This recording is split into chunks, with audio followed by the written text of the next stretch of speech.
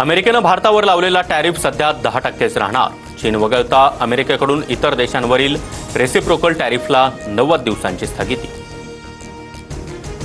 America आणि चीनमध्ये tariff war. अमेरिकेकडून चीनवर 125% आयात शुल्क लावत पुन्हा पलटवार। सलग दुसऱ्या दिवशी अमेरिकेनं चीनवरील टॅरिफ वाढवला।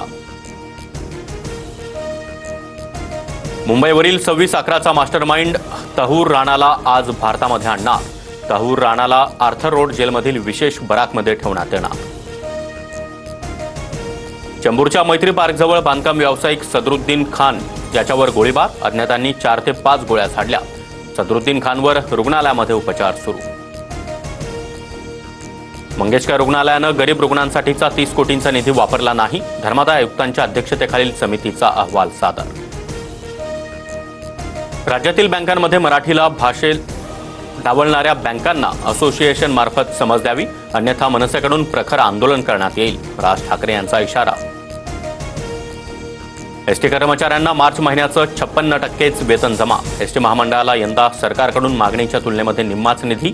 उरलेलं 44% वेतन कधी मिळणार याकडे एसटी कर्मचाऱ्यांचं लक्ष। जेजुरीच्या खंडोबा गडाला राज्यस्तरीय स्मारकाचा दर्जा। राज्य सरकारकडून तीर्थक्षेत्र विकास आराखडा मंजूर। 349 कोटींची मंजुरी।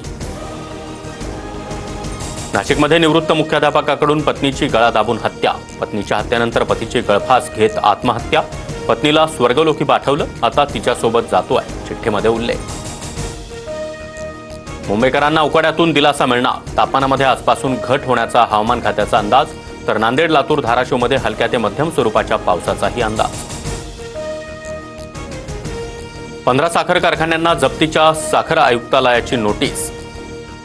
सोलापूर जिल्ह्यातील 10, अहिल्यानगर आणि साताऱ्यामधील प्रत्येकी 2 तर छत्रपती संभाजीनगरमधील 1 कारखान्याचा समावेश।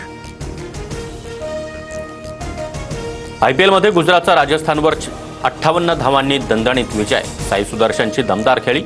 प्रसिद्ध कृष्णाची भेदक गोलंदाजी। 8 अंकांसह गुजरात पॉइंट्स टेबलवर अव्वल स्थानी।